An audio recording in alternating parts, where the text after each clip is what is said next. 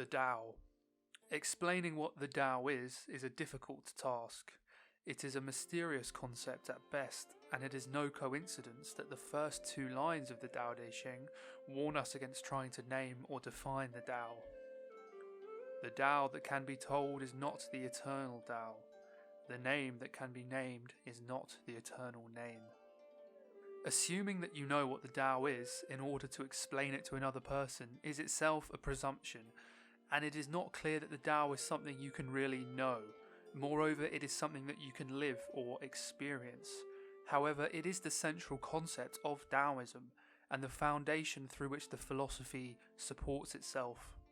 Tao can be translated as the road or the way, and is often described as flowing through all things. It is a subtle concept that cannot be intellectually grasped. Lao Tzu is keen to emphasize that the Tao is a lived philosophy. My teachings are easy to understand and easy to put into practice, yet your intellect will never grasp them. The Tao is not exactly a god or small g god. However, it is said to support and precede the universe, which are two qualities often associated with divine beings. It may be thought of as a fundamental energy or force that is inherent in all things, is the cause of all things, and cannot be defined by itself. Since before time and space were, the Tao is. It is beyond and it is not. In the beginning was the Tao. All things issue from it. All things return to it. The Tao is a difficult concept to introduce without first having an understanding of some of the key themes of the Tao Te Ching. The Tao Te Ching is the central text of Daoism. It reads a bit like a book of poetry and carries the key themes of this philosophy. The wording of the Tao is such that you could read one verse many times and each time understand it in a new light.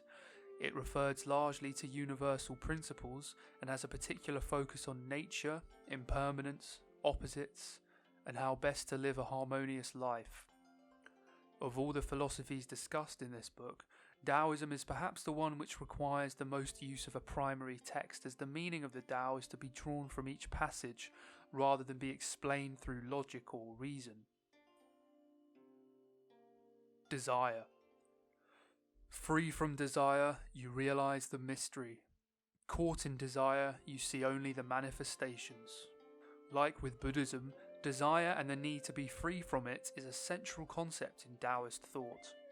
Desire is understood to be a mental state that is incompatible with peace and balance. When there is no desire, all things are at peace.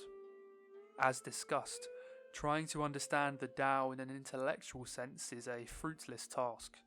To grasp the mystery of the Tao, one must be first free from the desire to seek it.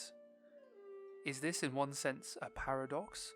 How can somebody understand something without the desire to do so?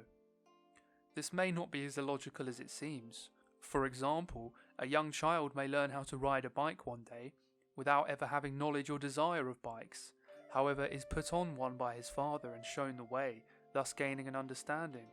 In the same way, one can realize the Tao without desiring to do so. Be content with what you have. Rejoice in the way things are. When you realize there is nothing lacking, the whole world belongs to you. Wu Wei. Acting with no expectations, leading and trying not to control, this is the supreme virtue. Wu Wei is a central concept of Daoism and can be roughly translated as effortless action or action without desire. The idea is that an action is best performed in a state of flow, in which there is no mental desire to reach an outcome, rather there is a focus on being absorbed in the action or task itself. For example, a farmer may plant seeds and eagerly water and watch them with a firm idea of his mind of the need to produce the end goal of a crop.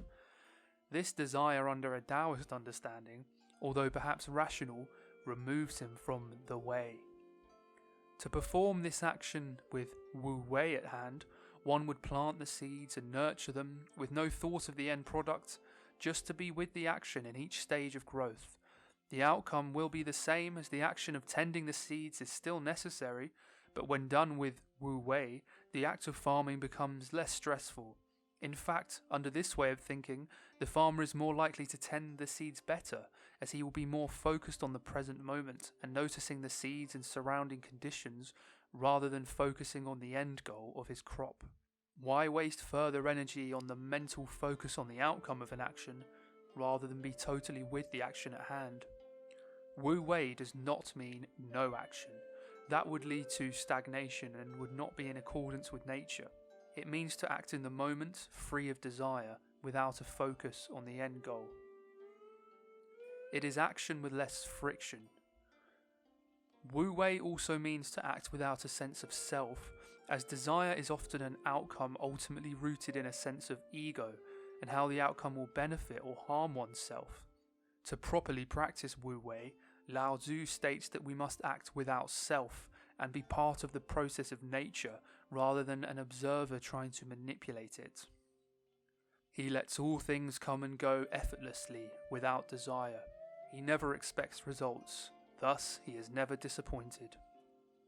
The master takes action by letting things take their course. He remains as calm at the end as at the beginning. He has nothing, thus he has nothing to lose.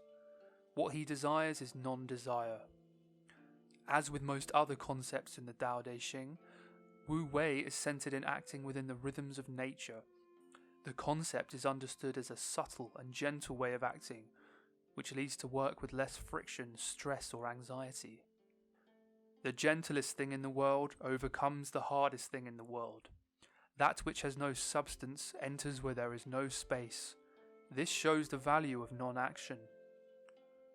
Wu Wei may initially seem to be a contradiction in terms.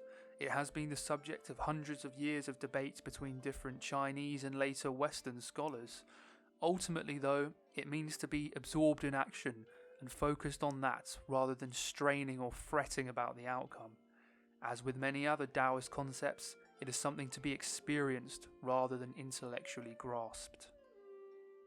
This has been an excerpt from my book, Eastern Philosophy, a Handbook for Beginners. More information and download link in the bio below. Thanks for listening.